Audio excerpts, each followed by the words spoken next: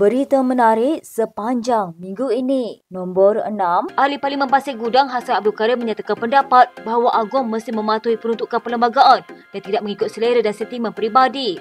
Dia berkata demikian ketika diminta mengulas titah yang di-Pertuan Agong Sultan Ibrahim Sultan Iskandar kepada Ahli Parlimen Pembangkang dan Kerajaan bahawa baginda tidak akan melayan sebarang percubaan untuk menjatuhkan kerajaan. Dalam titah baginda semasa perasmian persidangan baru Dewan Rakyat, baginda bertitah semua orang harus menghormati kerajaan perpaduan yang telah dibentuk dan baginda tidak akan melayan sebarang permintaan daripada mana-mana pihak yang cuba mengganggu-gugat kestabilan politik negara. Titah baginda semua pihak mestilah menerima kenyataan dan menghormati kerajaan perpaduan yang telah dibentuk. Jika ada hendak bermain politik, tunggulah masa pilihan raya yang akan datang. Hassan mengingatkan rakyat Malaysia bahawa Agong adalah tertakluk kepada sistem berperlembagaan bukan raja mutlak. Katanya, Agong tidak boleh tidak layan jika benar-benar wujud keadaan seperti dinyatakan di dalam perlembagaan seperti yang ada disebut dalam Perlembagaan Persekutuan di mana pihak pembangkang berjaya mendapat sokongan majoriti ahli parlimen untuk bentuk kerajaan baru. Adalah sah dan absah jika kerajaan yang ada tetapi hilang keabsahan, maka pembangkang berusaha secara perlembagaan mengikut undang-undang dan demokratik menggantikan kerajaan penyandang yang telah hilang sokongan. Agong kena ikut peruntukan dalam Perlembagaan Persekutuan, bukannya ikut selera dan sentimen peribadi. Hassan berkata bahawa adalah menyalahi undang-undang dan tidak berperlembagaan untuk kerajaan yang telah kehilangan sokongan dan keabsahan untuk memerintah dibenarkan terus menjadi kerajaan sehingga tamat penggal pilihan raya. Katanya, Perlembagaan Persekutuan tidak ada kata bahawa sesuatu kerajaan yang dibentuk selepas satu pilihan raya akan tetap kekal sehingga tamat tempoh 5 tahun iaitu sehingga pilihan raya umum akan datang. Agong juga seperti ahli-ahli politik kena patuh dan hormati Perlembagaan Persekutuan. Perkara tidak ada di dalam perlembagaan tidak boleh diada-adakan sesuka hati. Yang boleh meminda perlembagaan hanya satu badan saja iaitu Parlimen. Dalam perkara ini, Agong telah melampaui batas. Nombor 5. Setiausaha Politik Tan Sri Abdul Hadi Awang, Syahir Sulaiman mengesahkan Presiden PAS itu tidak dapat hadir pada istiadat pembukaan sidang Parlimen kerana perlu mengikuti sesi rawatan susulan di Terengganu. Beliau berkata keadaan kesihatan Presiden PAS itu tidak mengizinkan untuk dia hadir bersama ahli parlimen lain. Syahir yang juga ahli parlimen Bacok berkata, Abdul Hadi kini dalam fasa pemulihan daripada masalah kesihatannya. Katanya kesihatan Tuan Guru Abdul Hadi tidak mengizinkan dia masih dalam tempoh pemulihan dan ada beberapa rawatan susulan di Terengganu. Keberadaan Abdul Hadi menjadi perhatian apabila dia tidak kelihatan di kerusinya ketika yang di-Pertuan Agong Sultan Ibrahim menyampaikan titah diraja pada istiadat pembukaan mesyuarat pertama penggal ketiga Parlimen ke-15 di Kuala Lumpur. Turut berangkat ke Dewan Rakyat ialah Raja Permaisuri Agong Raja Zahir Sofia. Ketiadaan Abdul Hadi kemudian mendapat reaksi negatif daripada sesetengah warga maya dengan setengah mereka melakukan hasut maya terhadap ahli parlimen marang itu. Menurut Syahir, keuzuran Abdul Hadi memang diketahui lebih awal oleh pihak parlimen. Katanya surat dan sijil cuti sakit hospital telah dihantar kepada Tan Sri Speaker Johari Abdul untuk maklumat. Sementara itu, media melaporkan doktor menasihatkan Abdul Hadi agar tidak membuat sebarang perjalanan jarak jauh justru mempunyai keuzuran syar'i.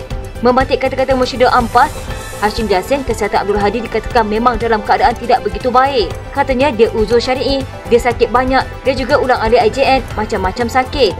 Doktor nasihat dia supaya tidak berjalan jauh. Nombor 4. Gabungan Pilihan Raya Bersih dan Adil mengadakan pertemuan dengan Perdana Menteri Datuk Seri Anwar Ibrahim dalam usaha memperhebatkan usaha mereka untuk menuntut pembaharuan.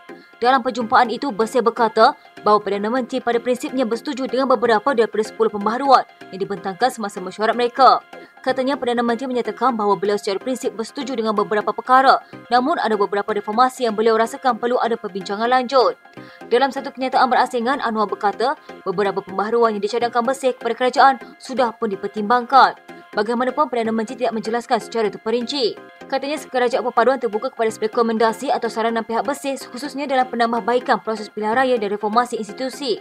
Beberapa saranan pihak Bersih menjadi perhatian saya dan terdapat antara cadangan dalam memorandum tersebut telah pun berada dalam pertimbangan dan tindakan kerajaan perpaduan. 10 pembaharuan yang dicadangkan oleh Bersih kepada Anwar adalah reformasi lantikan ahli-ahli dan pengurusi Suruhanjaya Pilihan Raya, menyaklasifikasi laporan pembaikan sistem dan undang-undang pilihan raya, reformasi akta kesalahan pilihan raya, reformasi pendanaan politik, reformasi persepadanan semula kawasan pilihan raya, pemisahan bidang kuasa peguam negara dan pendakwa raya, moratorium kepada pemberian DNAA oleh peguam negara dalam kes rasuah, memperkasa institusi Parlimen Malaysia melalui rang undang-undang perkhidmatan Parlimen dan meminda peraturan mesyuarat Dewan Rakyat, menggubal akta penggal tetap Parlimen demi kelangsungan kestabilan politik dan pengubalan akta peruntukan kawasan. Pengurusi Bersih Muhammad Faisal Abdul Aziz berkata antara perkara yang dipersetujui Perdana Menteri adalah mengenai pembaharuan terhadap kesalahan pilihan raya, termasuk pengaudit laporan kewangan calon sebelum hari penamaan.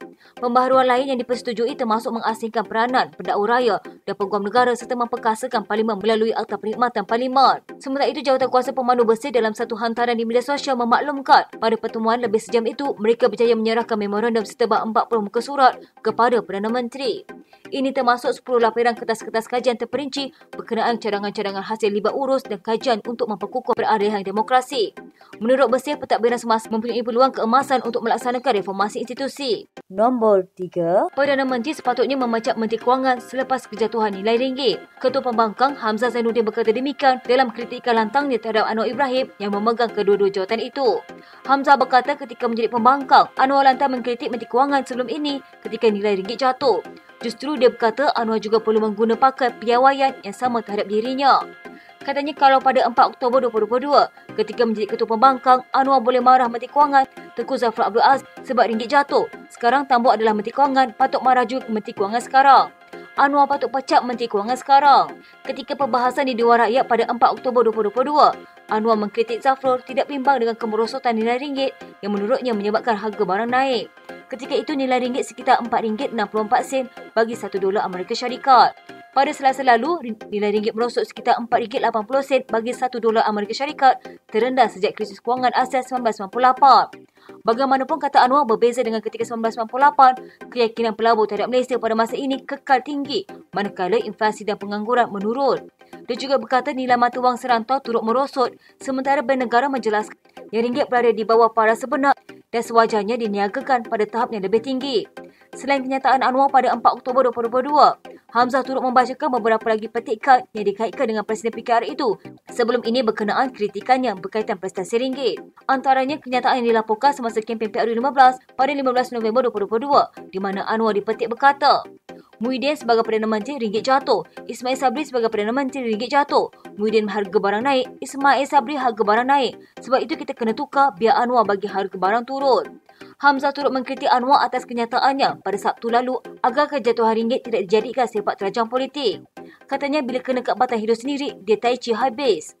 Hamzah menegaskan Anwar selaku Perdana Menteri dan Menteri Kewangan perlu bertanggungjawab atas prestasi ringgit.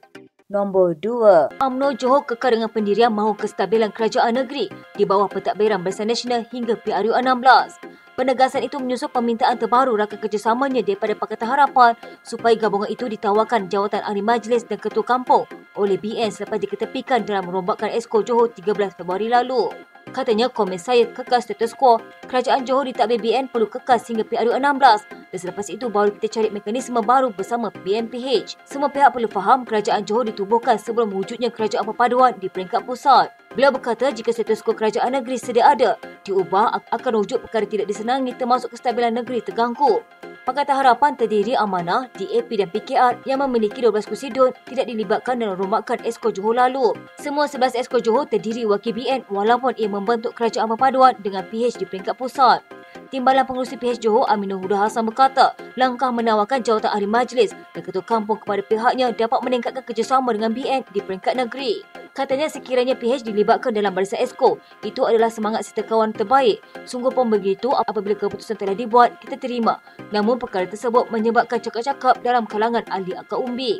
Jadi pandangan saya untuk memantapkan kerjasama PH dan BN Johor seperti di peringkat pusat, boleh ambil lantikan sebagai jawatan ahli majlis dan juga ketua kampung. Pada pilihan raya negeri Johor lalu, BN memperoleh kemenangan 2/3 dengan menawan 40 daripada 56 kursi. PH pula menang 12 kursi dengan DAP memperoleh 10 manakala PK ada amanah masing-masing 1. Nombor 1. Ketua Pemuda PAS Afnan Hamimi Taib Azamuddin mentafsirkan teguran yang di-Pertuan Agong Sultan Ibrahim agar ahli parlimen tidak bermain politik dengan menyasarkan kerajaan.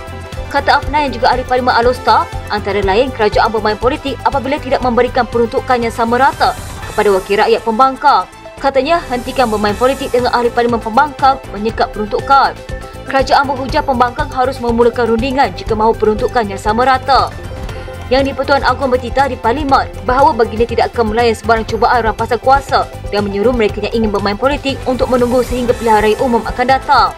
Ini dilihat menyasarkan pembangkang Perikatan Nasional yang berkali-kali berkata sedang berusaha untuk mengambil alih Putrajaya. Dalam pada itu, Timbalan Presiden PAS Tuan Ibrahim Tuan Man pula mendakwa rancangan protes NGO pembaharuan pilihan raya bersih menghantar isyarat mungkin yang menjadi permulaan kepada kejatuhan kerajaan perpaduan. Katanya bila nak berlaku perubahan ini, insya-Allah saya jangka mudah-mudahan tidak akan habis penggal ini. Kalau tengok realiti 22 bulan PH dahulu memerintah pun tiada ribut dan tiada taufan, tiba-tiba kerajaan bertukar. Tetapi kali ini dengan tekanan rakyat dan Bersih pun keluar kenyataan akan mengadakan demonstrasi ke Parlimen. Sementara itu, Afnan pada kenyataannya turut mendakwa terdapat arahan tidak bertulis supaya kaki tangan agensi persekutuan di negeri PN tidak terlibat dalam mesyuarat dengan kerajaan negeri atau menghadiri majlis rasmi. Dia berkata kerajaan juga harus berhenti bermain politik dalam perkara seperti lawatan pemimpin politik ke sekolah dan isu kritikal seperti bekalan beras. Afnan berkata jika kerajaan boleh menyelesaikan isu kritikal, menunaikan janji melayan ahli parlimen pembangkang secara adil, memudahkan negeri pembangkang memohon projek pembangunan, maka tidak ada sebab kerajaan tidak dapat bertahan sehingga pilihan raya umum ke-16. Katanya perlu ingat orang yang mengajar tentang permainan politik yang menggugat kestabilan politik negara dahulu adalah orang yang sama memimpin negara hari ini. Langkah Kajang, projek 16 September, desak Mudi Yassin letak jawatan dan desak Ismail Sabri Yaakob bubar parlimen, semua orang tahu siapa punya angkara. Dia buat kat orang tak apa, orang buat kat dia tak boleh. Projek 16 September itu dipercayai merujuk kepada percubaan gagal oleh Anwar Ibrahim untuk mendapatkan ahli parlimen BN menyokongnya menjadi Perdana Menteri selepas pilihan raya umum 2008. Langkah Kajang pula gerakan PKR pada 2014 yang bertujuan untuk membuka jalan kepada Anwar menjadi Arus Selangor melalui pilihan raya kecil, dikatakan dia akan menggantikan Khalil Ibrahim sebagai Menteri Besar. Sementara itu, salah seorang timbalan Perdana Menteri Anwar, Presiden UMNO Ahmad Zaid Hamidi telah memainkan peranan penting dalam menggulingkan Muhyiddin daripada jawatan pada 2021 dan kemudiannya antara menekan Ismail Sabri untuk mengadakan pilihan raya pada 2022.